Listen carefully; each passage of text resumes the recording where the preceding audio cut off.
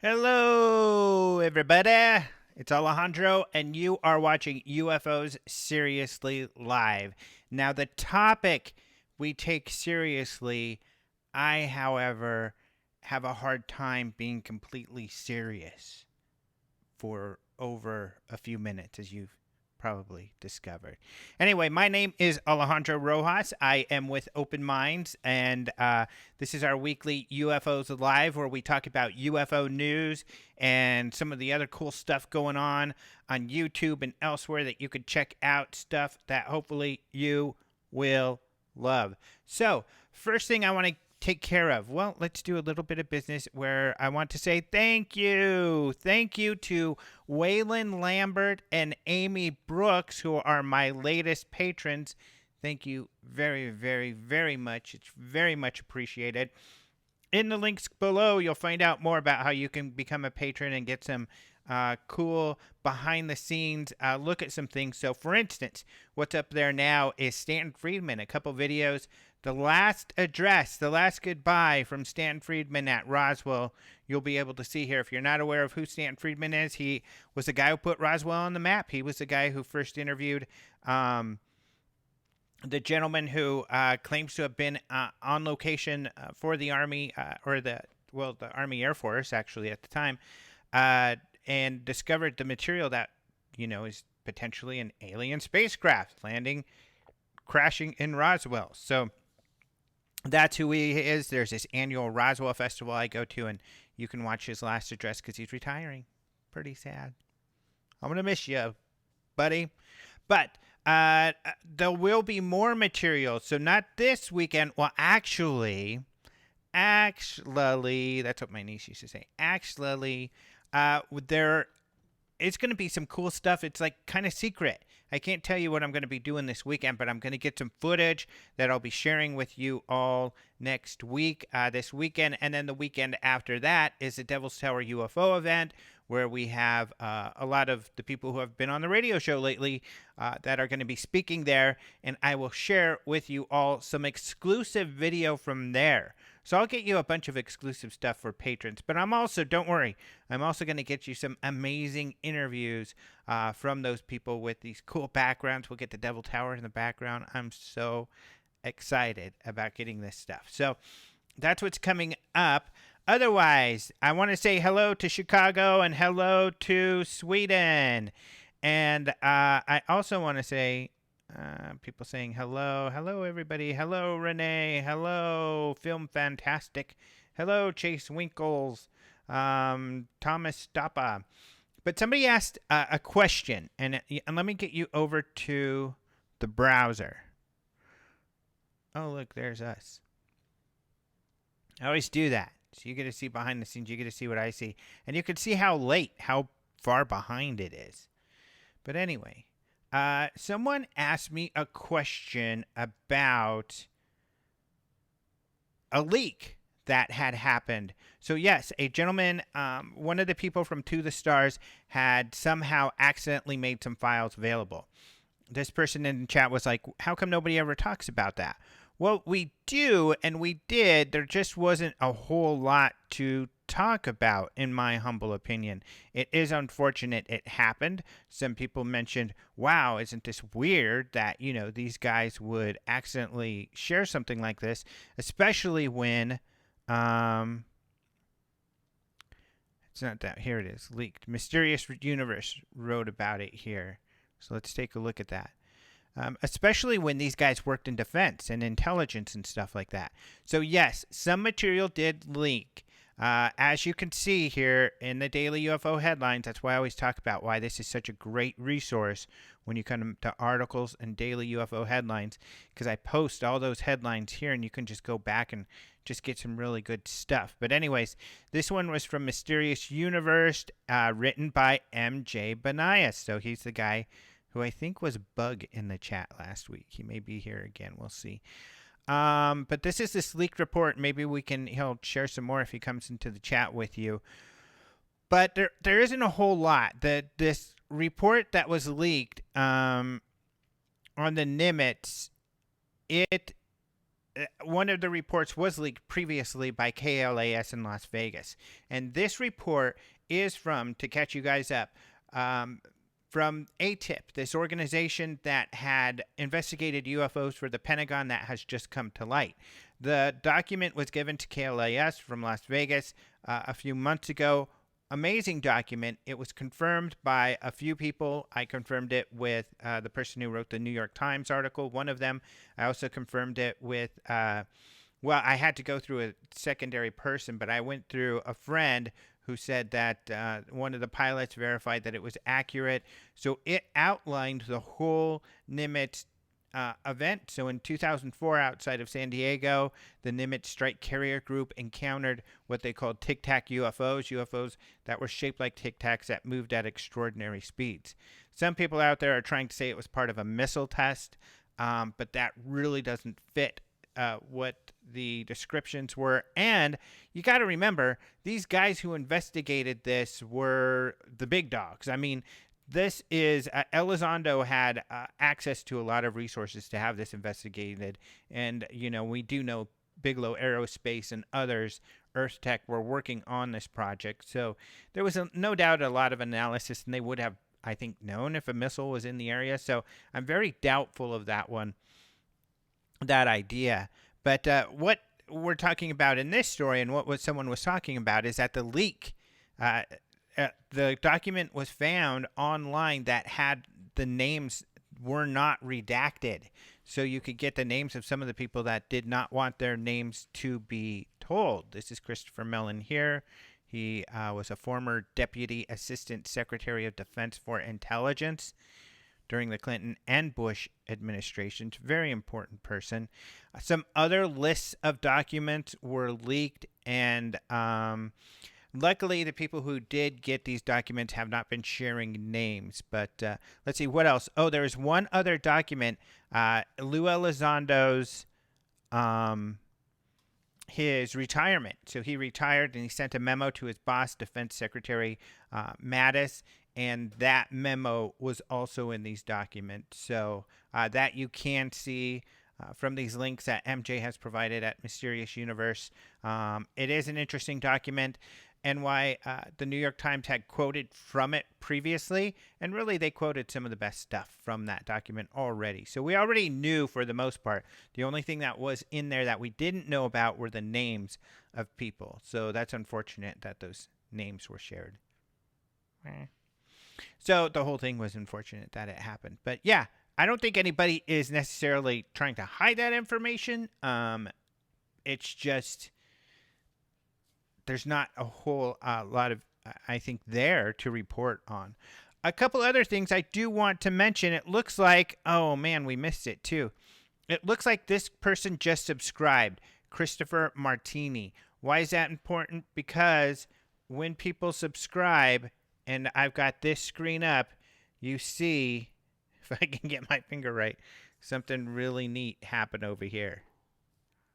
So hopefully someone will subscribe and we'll see that happen. Of course, that's if this tool is working correctly, because I don't think it is. But here, if you donate in the super chat, because you'll notice in the chat where you're chatting, you can either send happy faces or send money. Cash money. So if you want to give a tip, essentially what that is, if you're like, whoa, this is really good, Alejandro's cool, man, and you want to give me $1, that's cool, and your name will show up there. And then here is another donation through the tip system, which is down there. There's a link where there's a tip system, and you can donate through there, and name will show up there. So if you want your name in lights, and this person donated $4. Thank you so much, Mr. Brian Collins. Muchas gracias. Okay, so we're going to get into the news, of course, as usual, but I do want to do a couple updates. First of all, let's look at this. Let me bring the browser back. This is the YouTube page for the International UFO Congress. Look at this. Number of subscribers, 997.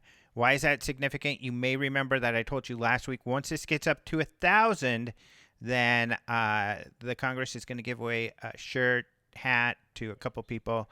So that's really cool. If you want more information about the hats we'll be giving away, we have a found footage.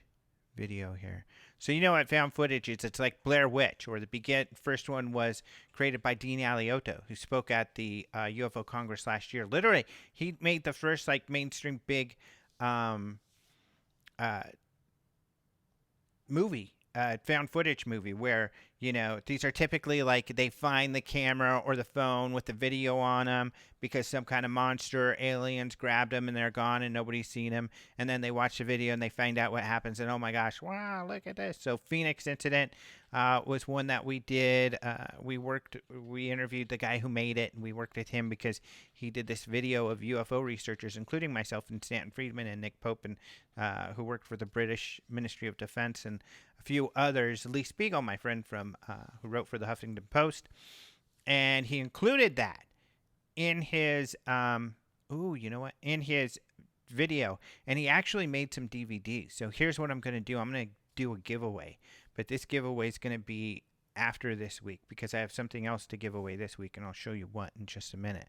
But that DVD of that roundtable I have, and so we'll take a look at that. But anyway, this is a found footage. So an iPhone was found with this found footage, and this guy was unboxing. You know those unboxing videos where they take like products out of boxes, and somehow that's really interesting to people. That's what this is from. And so, let's center this a little better. This is an unboxing video where something really weird goes down, so you can watch that. Anyway, some of the other videos up here, this is a Spanish presentation. So this is General Bermudez here of the Chilean, he's a Chilean general. So he investigated UFOs as part of their military. So he is speaking in Spanish, along with Antonio Huneeus and Jaime. Jaime's mad at me, and it's mostly because I've called him out on some pretty bad stuff that he's done, I think, personally.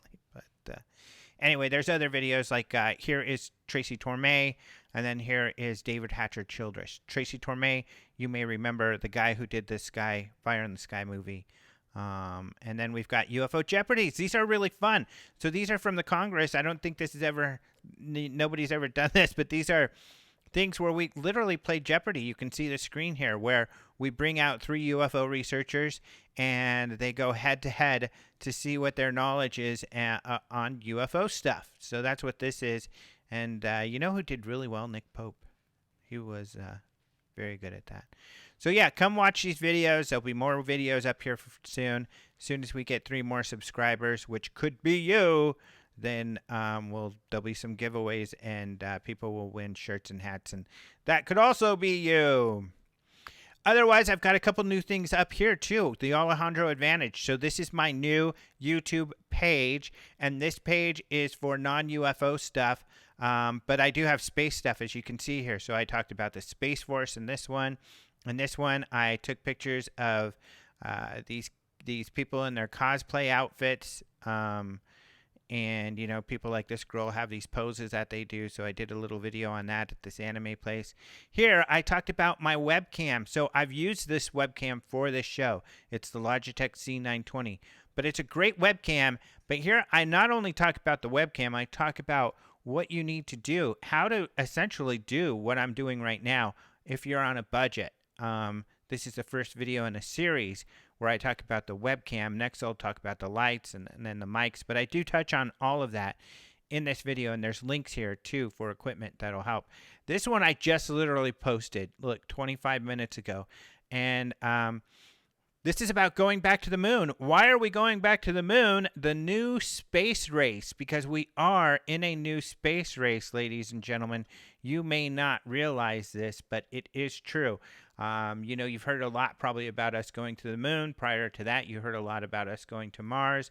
But now, really, the main motivation, and that's what this story is about, and I spoke with at least a former astronaut and who is also in the House of Reps, congressman, about this, and really, Russia and China, they set their goals for the moon. We set our goal for Mars. And then when it looked realistic, like actually they probably will make it to the moon, we're like, uh-oh, we better go back to the moon because we can't let them get there first, because even though there's technically laws that we have to share all of the space out there in space, yeah, right. How long is that going to last? It's easy to say when we're not out there, but the first person who gets there is essentially going to be able to claim whatever space they decide to utilize. Who's going to kick them off, right? So that's what's going on there. So there's some interesting stuff there. Otherwise, oh my goodness, I can't show you that. Yeah, you can. Otherwise, let me log out of here because I want to show you this, but I don't want to show you the login page. Sorry, people. So here we go. My Patreon page, and why is this important? So the reason I'm coming here is because it shows all of what I've done, and I can't remember when I do these shows exactly everything that I've done. So this is that wild video of the unboxing. Scary stuff. Glow-in-the-dark alien hat unboxed. Ooh, I'm going to like it. Oh, it makes me log in to like stuff. But the radio show. So the last Open Minds Radio was with David Marler. And David Marler is a very cool person. So if you watch the show, thank you so very much, or listen to the show, I should say. Thank you very much. A lot of people do. We've got like tens of thousands of people that listen on a weekly basis. So the podcast is doing very well. David Marler is great. David Marler wrote a book about triangular UFOs. And I think, everyone would agree it's the best book on this topic. And when he tackled this, it was as a true investigation to figure out, what might be going on with this particular shape of alleged UFO. What he felt he discovered is that the records go so far back in people reporting these triangular craft that they can't all be man-made. He concedes maybe some are, but they can't all be man-made. And so it's really interesting. He's got some great cases in there. It's a very good book. I'll link to that book below once everything, once I can get back in and repost stuff, because right now the links that are down there are just going to stay until an hour or so after the show. But I will update that. And you can find a link to his book if you go to the other YouTube video, which is the one I just showed you of the radio show. So check out his book. In this show, we talk about how we each research. So he's really cool. He is very careful about the way he researches. He does a deep dive to try to get a lot of information that others have not shared. And we talk about how, because that's what I try to do. If you've seen any of my lectures, most likely, even if it's about a case you've seen before, most likely it's got information you haven't seen. So we kind of talk about why that's important, why some of these great cases, that's why they're great, because all the details are also convincing and credible, and why credibility is important. I could sit here on this video, and I know there's been some feedback, and tell you aliens are here, Roswell was really aliens, and all of this stuff I can't prove, and I can speculate that there's aliens from Zeta Reticuli or here or there. But I don't know any of that, and I would be assuming. And all of that, my friends, is just speculation. And we can speculate all day long. I can say aliens are from Saturn and, they're evil. Or I can say they're from Venus and they're very nice and loving. But, we just don't have enough data to really prove any of that, let alone convincingly be able to say that. So we talk about that, why it's important to stick to the facts and stick to the information that we have. And I think it's important also that we monitor the mainstream. So that's what we do at Open Minds and on this show. And, that's what we'll be doing here some more in a second as we look at some more stories out there. I already told you about that. I already told you about that. And I already told you about all this. And if you can make it, and this is an important note, this Devil's Tower UFO Rendezvous, which is going to happen not this weekend, but the weekend after, 13th to the 15th. The 13th is a Thursday. Oh, we'll look at the page. What the heck? And I didn't mean to do that, but a Thursday, which means that I'm going to have to try to do the show while I'm in the midst of doing out here for this. But you know what? I'm going to go for it. I told you guys I've made a commitment to doing this live program, so I'm going to try to do it no matter where I'm at. But here are some of the other speakers. Mark D'Antonio, my lovely girlfriend, Karen. Micah Hanks, cool dude. David Marler, Lee Spiegel, all awesome dudes. Chris O'Brien, Richard Beckwith, and that's our list. So, Richard Beckwith is MUFON State Director for Wyoming, and he's also actually an attorney out there, so really nice guy. But Chris O'Brien is actually going to be the guest on the next Open Minds UFO Radio podcast, and he has a very cool program going on. In fact, I shared a GoFundMe in my social media about what he's up to, and let's go look at it. Doesn't take long. Ba ba ba ba do do do do do do do do. I'm gonna go to Twitter. I couldn't decide if I should go to Twitter or Facebook, but Facebook often gets buggier, so Twitter's more reliable. And here we go. So these are all the stories I've tweeted today. I'm a tweeting full, aren't I? Some of you are saying, certainly the fool part you will vouch for. So what the heck? Where is this link? It's all of this stuff I did today? No. Well, I attempted to share the link. All right, we're going to have to go to Facebook. I don't like to show you my links. Okay. And I want to show you this because this is important, and I want you guys to give this guy money. Those of you who have a few bucks. Dang it. This is crazy. Let's see if I can find it here. Here it is. Okay, I just want to find it because I want to... I could swear I shared this on social media, but I'll try it again. Anyway, it's called the UFO Data Acquisition Project in the San Luis Valley.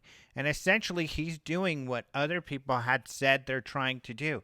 Organizations like one called UFO Data. Mark D'Antonio, my good buddy, is going to be there out there also in Devil's Tower. He's got a program called UFOTOG, where what they want to do is build these units where they can place these around and they can look for UFOs.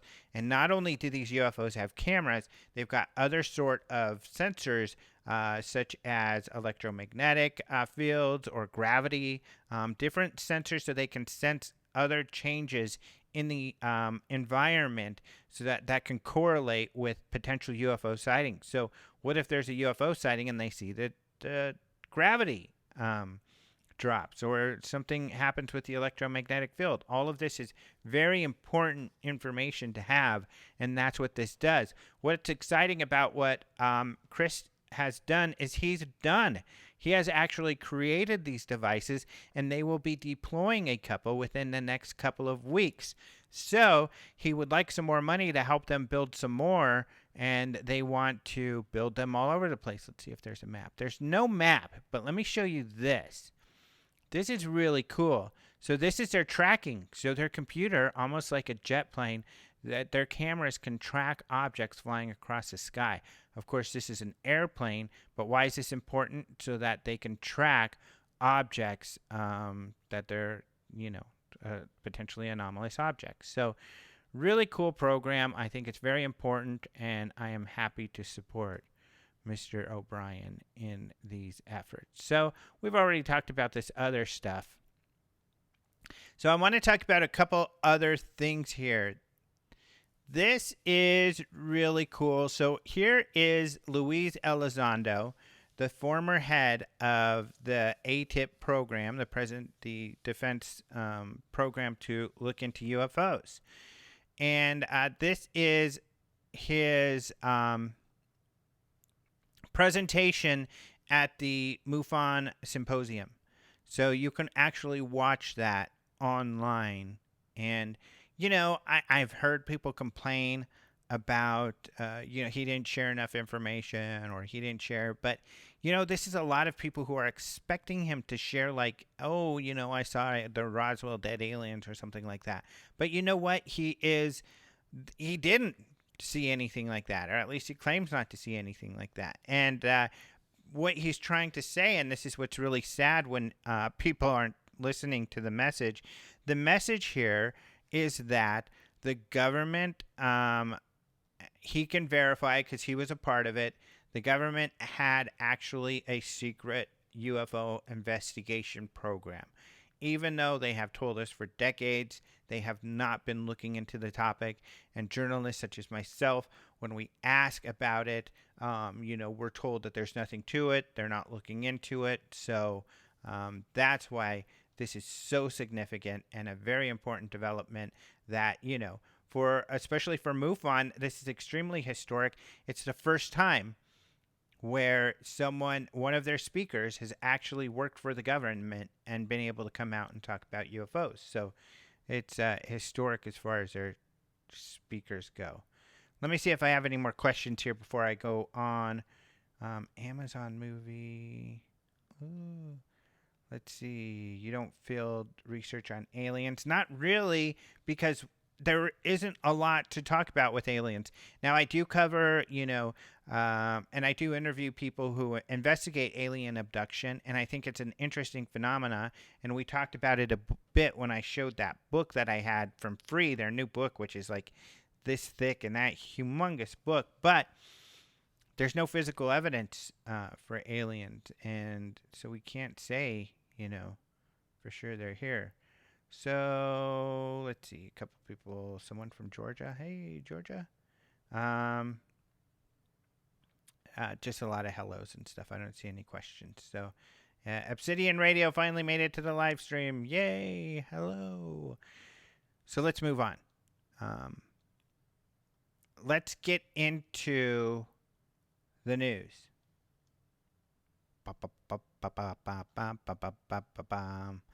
That's my news music. So where do you find the latest and greatest headlines? You find them on the very front page. You can see I'm logged in.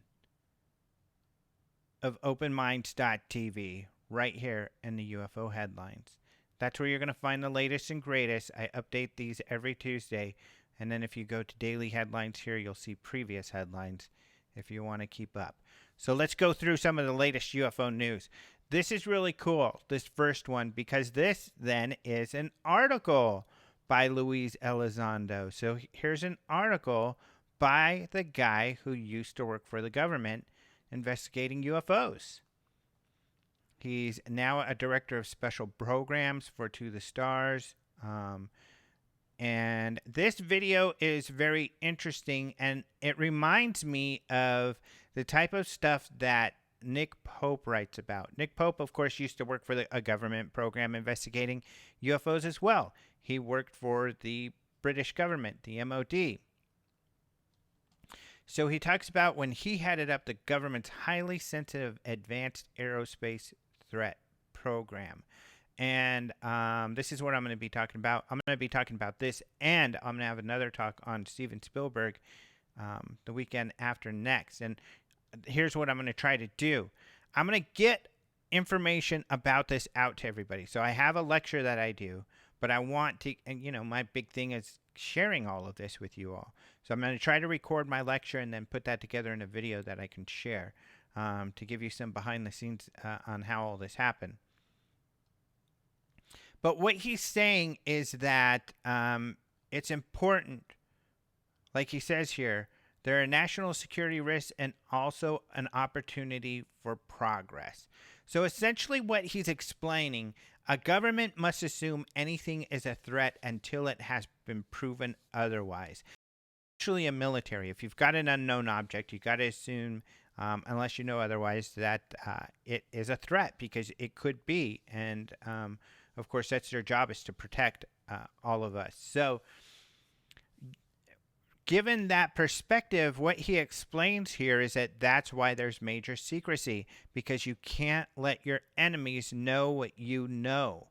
However, he argues in some cases you do have to let people know. And he argues that when it comes to UFOs, essentially, you do need to let people know. And here's why. Like he says, the potential reward outweighs the risks. The reward being people knowing the truth about their universe and where they fit in it, and also people knowing about some of the technologies that could help us. Scientific troops help push for society forward. So, of course, we could learn a lot scientifically. So essentially, these are the reasons why he feels it's important.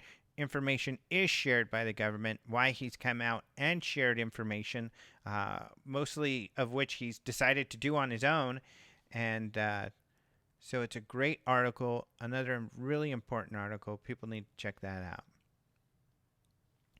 Here, the next article has got a quote from me. So actually, I helped to steer this guy in the right direction regarding this story, which is, and this is on the History Channel.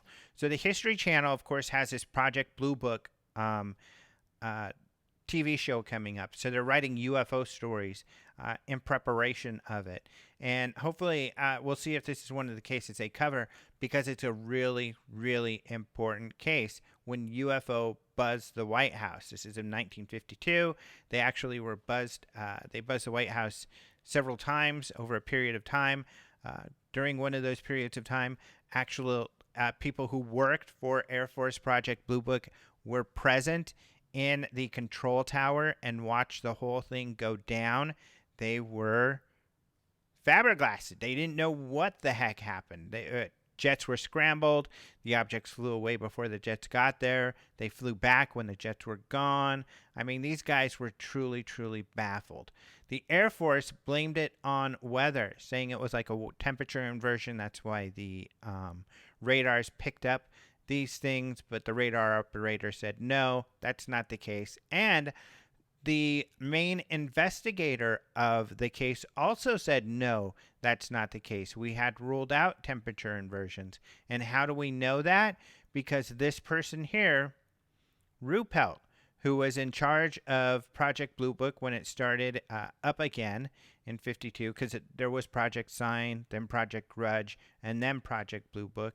And essentially, his boss told him, and I think this was his boss, this is Major Sanford, but I think it was his boss who told him to look at the UFO situation, look what Project Grudge has figured out. Is it worth doing anything further? His conclusion was, yes, it is worth looking into further. They were skeptical of doing it, but then this Life magazine came out that was about UFOs, and the public was like, whoa, we need to find out more. So they started up Project Blue Book. Ruppelt ran it for a few years, and after he retired, he wrote a book about it. And this book is, in my opinion, one of the most important books in this field. Everybody's got to read it. And in that book, he chronicles how they investigated the Washington case, and they had no clue what the hell went on. And I actually have a video that you all can watch on this very YouTube channel that goes over that whole case. So really important. Here's my quote. What did I say? The investigators had ruled out the inversion. They had examined that situation. The radar operator said, inversions happen. We know what inversions look like. This is not an inversion. This is not the same thing at all. And Ruppelt even said when they went out and claimed it was an inversion, they hadn't even asked the investigators about it. Nick Pope, who I've talked about several times here, important man in this field because he used to work for a government investigating UFO cases like Elizondo did. He says the Washington flap perfectly illustrates the real government cover-up. He went on to say, it's not a situation where the authorities conspire to keep some terrible truth about UFOs from the people, but rather the government doing its best to keep people from realizing that they didn't have all the answers. They did not have all the answers. John Alexander, who formerly worked in Army intelligence, former colonel. He worked in the defense industry. He puts it like this. From what he's discovered, because he believes UFOs are a real phenomena, a real mystery. So he did look into who in the government is looking into this. And what he found out was no one was looking into it as far as he could find. So what he concluded and what he found over and over and over and over again, very similar to what Ruppelt found and talks about in his book, very similar to what Elizondo found and what is in that Nimitz UFO report that I had referred to earlier, is that they dropped the ball. Nobody wants to do anything with it. There's embarrassment. They make fun of each other, and nobody wants to touch the topic at all. So it's kind of this ignorance. The way John Alexander puts it is, you can't call the government a bunch of idiots and then at the same time say that they're covering up this major, major conspiracy, and they have, they're so intelligent that they're able to keep this major secret. So that's his perspective. What's funny is one argument kind of against that, though, is that none of us knew about this Pentagon program that Elizondo worked for now that that's come out. So they kept that a secret. Who knows, people? Who knows? Gosh dang it. So spacegut.com, this story is about a new UFO movie. It's called UFO. It says, movie delves into math of universe. So they have an exclusive clip here. We're not going to watch that. You can go click this link and look yourself. But the movie stars Gillian Anderson, who, of course, was Scully in X-Files. In this, she plays a professor of mathematics who essentially has figured out how the aliens are traveling around in space, and it's really easy. So what they found was the fine structure constant has, and that aliens were able to use the changes in this constant to kind of travel around space and stuff. Duh! Why didn't I think of that? I'm kidding, because I don't know what the heck they're talking about, but this writer seems to. I don't know. Space.com, I guess, provided, or at least it was one of their writers who is a scientific consultant for this. Elsewhere, he's called a UFO expert. I don't know about that. But anyway, here's the trailer. It's essentially about these two college kids. So this mathematician, this professor, figures out how the aliens are cruising around. And two of her students, I guess, including, this girl here, I guess it's her boyfriend who's the main UFO dude. And they chase around the aliens, and the government's chasing them around. And so everybody's chasing everybody around. It's kind of like the Keystone Cops. That's what I'm trying to think of. Mystery solved. So here's a story I won't go to. When bright lights in Fort Collins, what did it turn out to be? Project Loon balloons. And this is kind of interesting because Project Loon is a Google project where they kind of want to kind of float wireless routers around the air so you could get free internet everywhere and anywhere. So interesting project. What's interesting about these balloons, and they've been, reported as UFOs before, is that these balloons can move. So they can make this balloon move around and stuff. So that's what they're interesting. Oh yeah, look here at the website too. You can go to my Patreon, get some Open Minds t-shirts, or join our email address, which I highly recommend, because then I'll update you every couple of weeks about our new stuff. So here's one that so here is a UFO sighting. Like it says, this gentleman took this outside of Charlotte on August 18th, Javon Hill. So I don't know. Let me make. Whoa, advertisement, go away. Let's see if I can make this bigger for us. Woo. So there it is. Go away. You can see this kind of square-looking thing that he took. He's in his car. And that for me, and someone else said it, it's obviously a reflection from something inside of his car. And you know what? And here's why I say that that's probably the case, is because a lot of UFO videos and pictures are due to reflections on the windshield. At night, when you're driving, things reflect on the windshield, and there are so many people who submit pictures of things reflecting on the windshield. The geometrical pattern and the lights make it likely that that's what it is. I say likely. If this was a video, maybe we'd be able to tell for sure, but I think that's probably what it is, but maybe not. Take a look, see what you think. This is a kind of a weird one. This is a family in Australia at news.com.au, an Australian news channel, and that's what they took a video of. That's what they said they saw outside of their home. So it looks like 3 orbs in a triangular shape.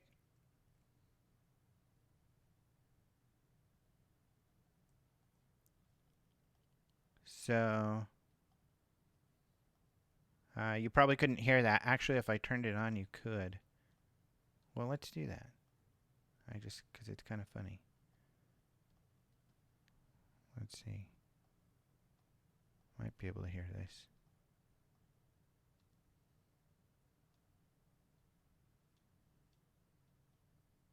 That's a UFO, mate.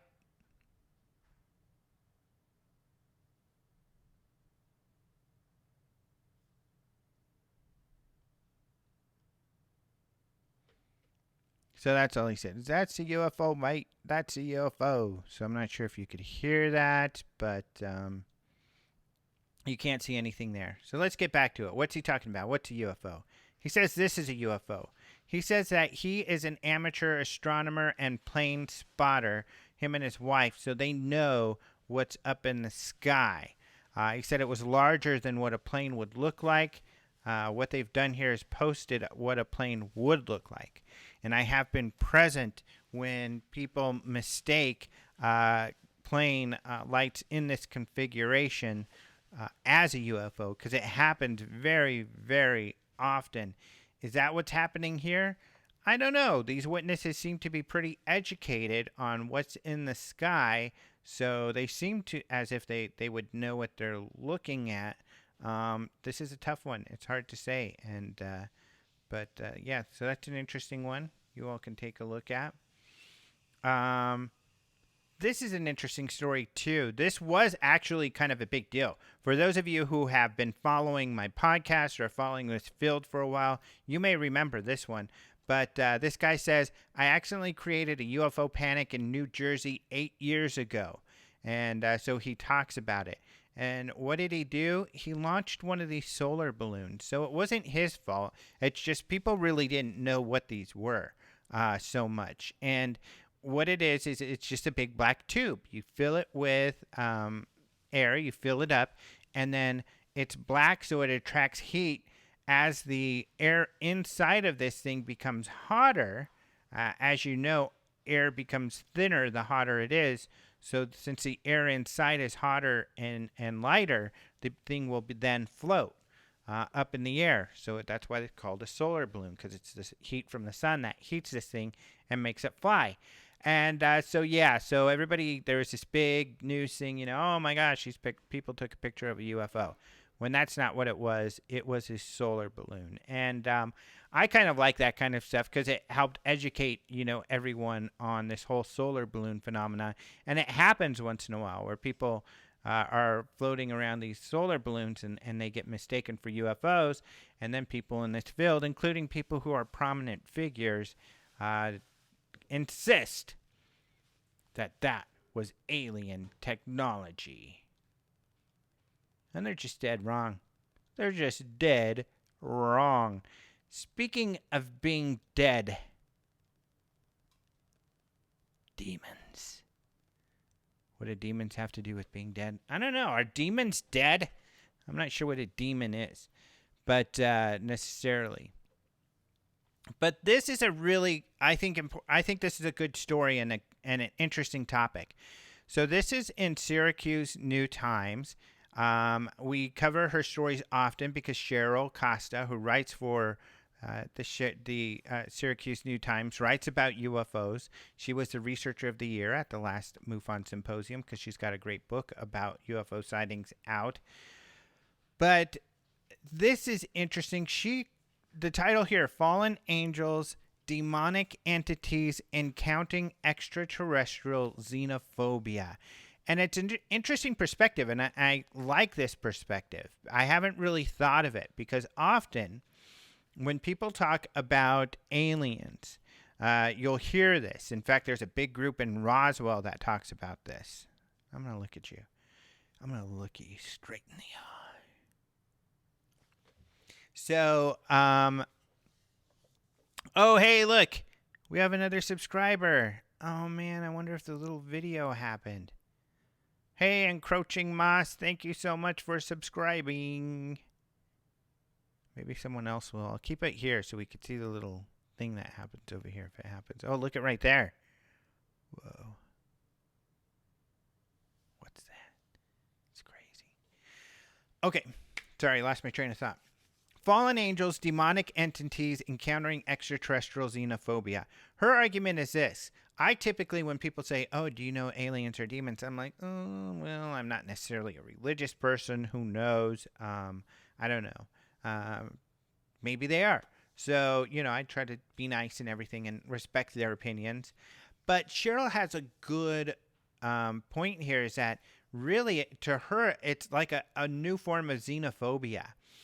And I see that, and which is that all of these people, just because these people or these beings come from elsewhere, they've got to be demons and they have to be bad, and we have to do what we can to keep them away or kill them. I mean, people talk about that. Aliens are bad. You may see at some conferences, they'll hand out these stickers with a alien and a cross through it, and they're like, oh, I hate aliens. And I think they even call themselves the alien resistance. And it's like they just feel that they're demons, that they're trying to trick us, and they use Bible prophecy about the devil and all of this stuff. In fact, even in the comments for some of these videos, you'll get at least one or two people talking about the demonic thing. But there's some problems. First of all, is it xenophobia? What if we really did run across, okay, let's take Star Trek. And in Star Trek, the very first other civilization we ran across were the Vulcans. Once we got into space, the Vulcans came and they said, you are now a spacefaring species, and this is your ambassador to us. And that's how it happened. But one thing that they didn't get into, which is probably more realistic, is what if there's this large group of people who are like, no, Vulcans are demons, kill them now.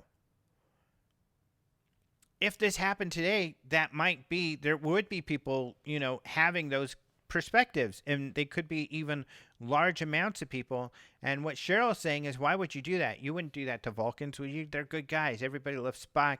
Her point is that we should not necessarily be that this demonizing, literally, of others out there is not a healthy perspective to have. It's very xenophobic.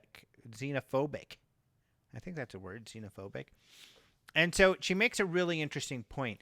And here's another reason that this is an interesting and important point, is that Lou Elizondo talks about, and you could see this in some of the stuff that has been written about on KLAS by George Knapp, that a large reason that the funding was cut off for that UFO investigation, and of course we know that they also were looking into Skinwalker Ranch, where they said they encountered other paranormal activity, such as poltergeists, stuff like that. So people were like, this is demonic. We can't be doing this. You're messing with demons. Stay away. It's demonic. And so that those people in the Pentagon had a large influence on getting that funding stopped. This is actually a big deal. Some of us may think of that whole aspect is overblown and it didn't really have an influence, but it did. They're very clear that this perspective had a large influence on the closing or the stopping of the funding for the program. So that is a big deal when people have these ideas. And the problem with this is it's kind of silly because, and I don't mean to disparage anybody, but here's the problem. You can't hide your head in the sand. I mean, it's important for us to gather as much information as possible, even if they are enemies, even if there is a danger, a potential threat. Having as much information as we can about this potential threat is going to be important if we hope to combat that threat. And even if, okay, let's say they're demons. Well, don't you want to know as much as you can about demons, figuring out their motives, their plans, so you can counteract any negative sort of effect? I mean, it seems like, all you're doing is burying your head in the sand if you're not looking into these different aspects. So Cheryl's article is really good. I like her article. I think it's very interesting, and I think it's a topic that is uncomfortable to address, but it is a topic that as we have more and more conversation about the potential for intelligent life out there, maybe even more evidence that it's already here, if that is the case, then these sort of conversations are going to become more and more important. And so I think it's great that Cheryl brings that up, and I applaud her once again. So remember, that's in the Syracuse New Times. And you can find this story at openminds.tv right on the top. You can also find our David Marler video, our interviews with Ryan Sprague, with Chris Cogswell, with Mark O'Connell, and a lot of other cool stuff. That is really pretty much all of the news. So let's go over so you can see me. And I am going to see if there are some questions that I can answer. Her title is hard to understand, but yeah, can't be paranoid to a point where you're making them into demons. Cloud to ground, I agree with you very much. Oh, this is interesting. Cloud to ground says, and hello, Cloud to ground. I haven't said hello yet. He says, I hear a lot about the trickster, which to me is similar. I could be jumping into a conversation. This is Obsidian Radio. Says Reverend Michael Carter talks about alien xenophobia a lot. Yeah, that's a good point. And Michael Carter was a speaker at the last UFO Congress. He's on Ancient Aliens quite a bit also, and just a really nice guy. Of course, I've had him on the show 2 or 3 times on the Open Mind UFO radio podcast, but he's a great guy. He's so fun, and he's so uplifting. I always feel really happy after we talk. Oh, and Cloud to Ground, I'm getting to other stuff. I'm getting all excited about Cloud to Ground, what Cloud to Ground's talking about. But he says you need to get Dr. Eric Davis on. You're right, and I'm working on that. And he has told me in the past that he would do it, but he was busy. I don't know if he's brushing me off or what's going on. I know he is not that happy with a lot of the people's work in this field, including some of my colleagues who I work closely with. And I can understand it. There are some people who are doubtful of the claims made by To the Stars or Luis Elizondo or the rest of the group. And I can understand that because they're being skeptical, but at the same time, here's what I want to remind people. The New York Times vetted that information when they printed it. They were privy to information that the rest of us were not, but they're not sharing all of that information.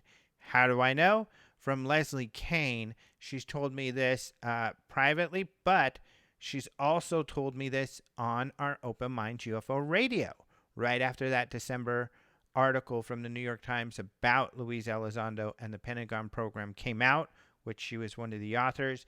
I was one of the first podcasts for her to appear on. And, these were some of the questions we asked, and she was able to verify some information, even with documents that she had there in front of her that have not been released yet. So what they're a lot of this has been verified. Their credibility is very, very, very high.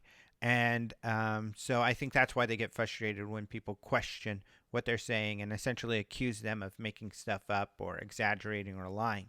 So I can understand why they would be frustrated. Uh, I personally feel that their credibility thus far is very high. So that's why I take their word um, very highly.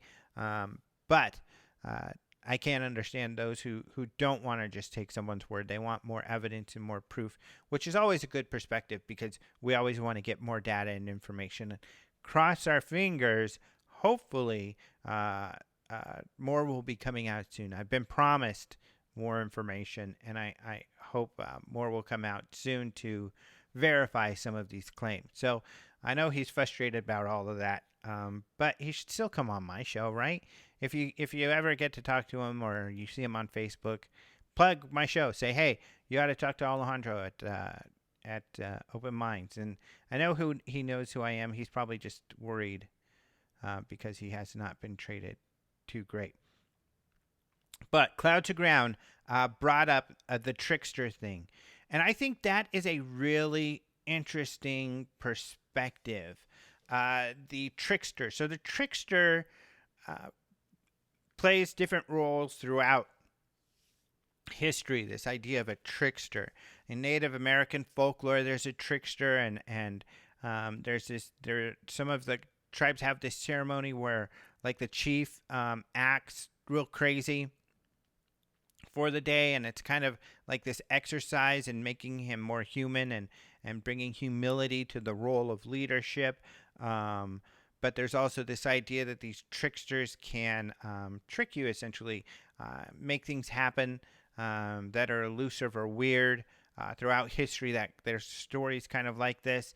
And so it's this idea that it seems like this paranormal phenomena has this tricksterism to it, to where it makes itself apparent in ways that we can do nothing about, or that frustrate us, or that just seem convoluted or enigmatic. And it's hard, if not ever, difficult for us to figure out. That's why I kind of say, at this point, with a lot of this, like whether there's aliens or not, I'm a bit agnostic in that I just don't know. We don't have information to know.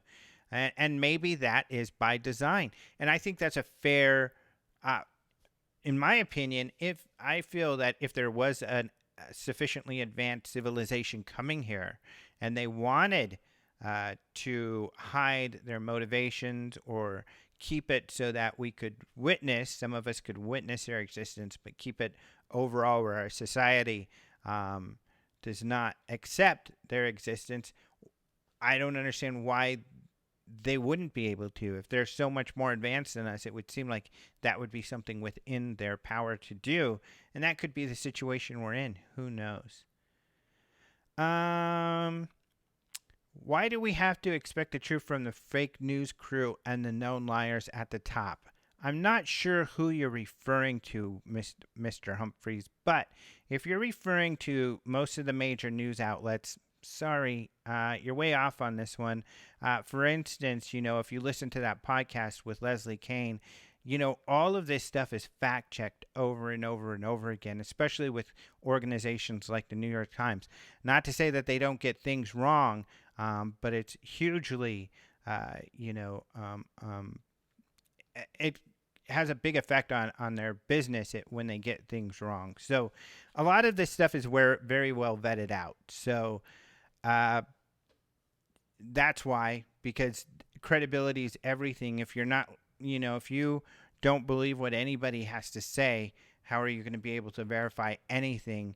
And what I find is interesting is that, a job of a journalist, such as myself, what I like to call myself, is to verify.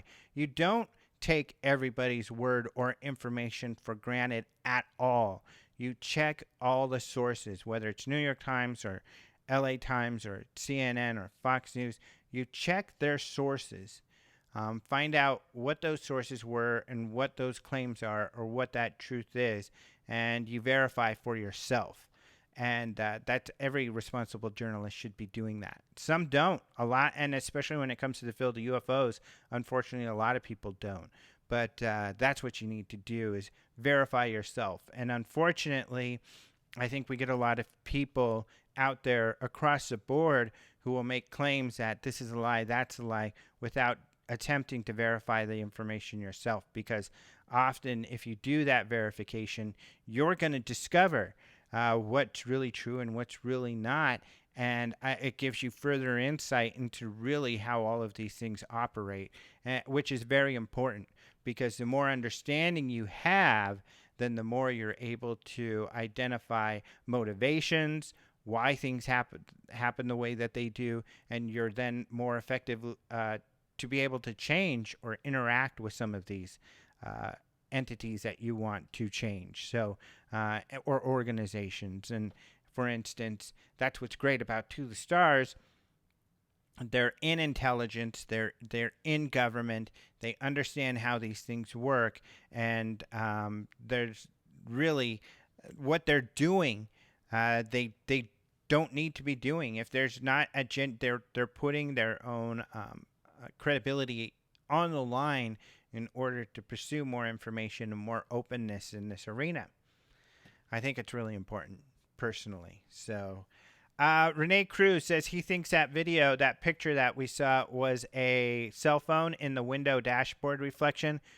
I think you're exactly right. That is probably it. So, really good idea there.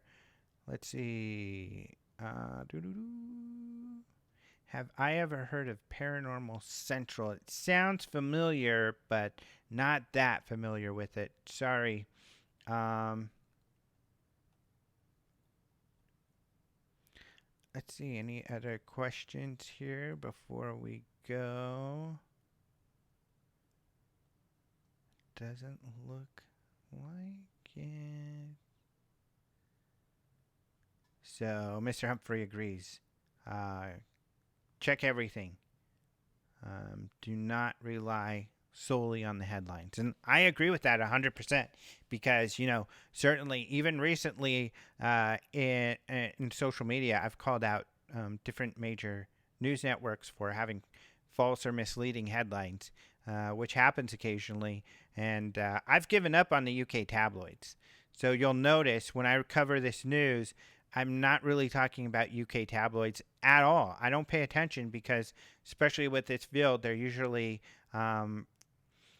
exaggerating or taking really bad stuff we know are hoaxes and trying to sensationalize it. So, unfortunately, for the most part, now I've participated in some interviews where they were good, or at least I know the reporter was trying to do their best. And I know Nick Pope, who we've talked about a couple times, he talks with the UK tabloids, being from the UK. And one in particular, he posts stories a lot. I do feel you can trust Nick Pope in his stories, but I wish he would write for someone other than these tabloids, because their credibility is very low, whereas his credibility is very, very high. So, all right, I guess I better run. That is, what did I think about some people mixing paranormal with ufology? Someone saying that the Daily Express, Mr. Humphreys again, is a new joke tabloid. Oddly, it seems to be the most accurate on this subject. Oh, I totally disagree with that. The Express is probably the worst when it comes to this topic, except for Nick Pope's articles. They're so way off. They're making stuff up all the time. They a lot of times have taken my articles and blown them out of proportion, or totally made them completely false, trying to make assumptions and all of this stuff. So that part I don't agree on. Someone is asking about the sexual orientation of aliens. We don't know. I'm sure that person's just trying to be funny. But I do want to answer this question is the mixing of the paranormal and UFOs. And I think that there's some people who get very emotional about this. They get very frustrated when people bring in the paranormal related to UFO nuts and bolts type of research. But I think that people will find this interesting, is that there's an organization called the Society for Scientific Exploration, and it was started because scientists couldn't talk about more fringe topics and write papers on them, scientific papers, and then have colleagues kind of go at it, bash it, and try to rip their papers apart. That's what peer review is all about. You write a paper that you hope is strong, you let your peers review it, and they tell you where you've got it all wrong. And if they're like, "Wow, your math and everything, you're right on this," then that's what the peer review process is about. Is trying to get through that, and or getting your paper kicked back and saying, "Hey, you've still got to work on this, this, and this." Until you make significant discoveries. So they created this group where they're able to do that because traditional scientific journals were not allowing for more fringe topics. But it was created by Townsend Brown and a couple of ufologists. Oh, one of them is Peter. I can't remember all the names. Anyway, the point being that they wanted to look into UFOs. But it's hard to find much in the way of science in UFOs. It really is, because science means collecting data. And when you've got just objects kind of zipping around, it's difficult to collect data on that. And in those few instances where there is some sort of physical evidence, there's not really enough real strong information. If you go look at the French files, for instance, they talk about cases where plants have been affected. And you can do some sort of measurement there when something lands, but mostly electromagnetic sort of effects. But it's really hard that way. However, when it comes to theoretical physics based on mathematics, and it comes to being able to measure other paranormal phenomena, that is where there is some science. And when it comes to anesthesiology, the whole idea of consciousness, when they try to put us under, really it's kind of a study of consciousness. So consciousness and what it is and how it works is something that scientists are more into looking into. So a lot of the SSE is going to be around those type of things: consciousness, quantum mechanics, these sort of kind of fringy kind of ideas, but these kind of this math and science that is mainstream that allows for paranormal phenomena. I bring this up because in relation to UFOs, often in science, the melding of the paranormal and the UFO comes in the manner of what an extraterrestrial being might be able to do. Could it being move objects? Can it change its state? Can it send its consciousness across the universe to communicate with someone here, even though they're very far away? These sort of ideas are where science is kind of credible science in the paranormal. So I don't think that it's bad for the paranormal and the UFOs to mix. I think that any topic that is worth researching is going to have a number of different scientific,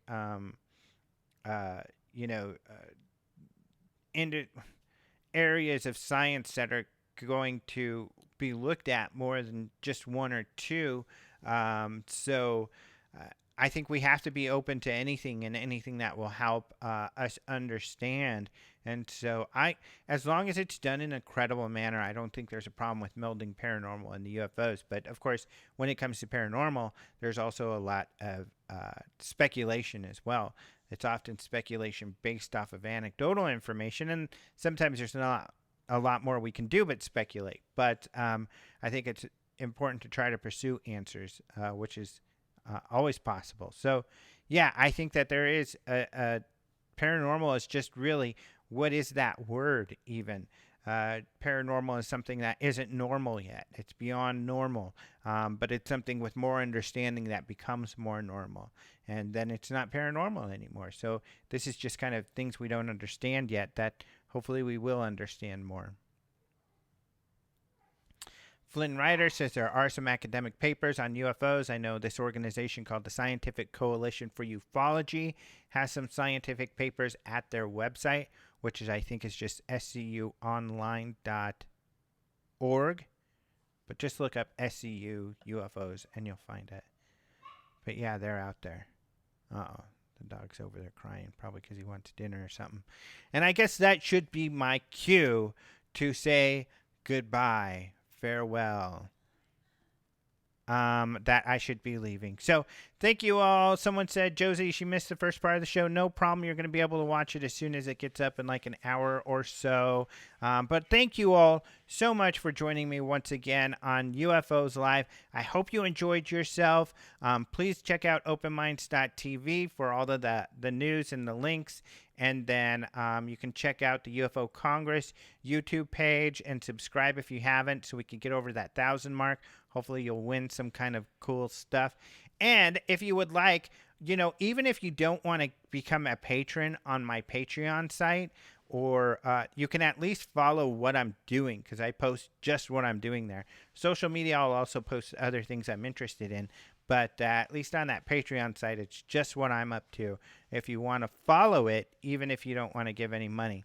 But if you give as much as like $1 a month, it helps out a lot. And then you're also going to see all of the exclusive content. And you're going to get a discount on openminds.tv branded products. So there you go. Thank you very much for watching. Hit that little subscribe button down there. And then that little bell is what you'll need to hit if you want to be notified when new videos come out. And like I said, this weekend... That didn't work. She's trying to put an alien in the picture, and that thing's heavy. She's going to drop it, and you didn't get it further enough over here, honey. But cute idea. She's so funny. But anyway, alien attack. Now you made me lose my train of thought. Sorry. That's okay. What was I saying? I don't know. You know how to find me. There's links below. Thank you all for joining me. You all rock hardcore. Love you all to death. I'll talk to you soon. Adios, muchachos.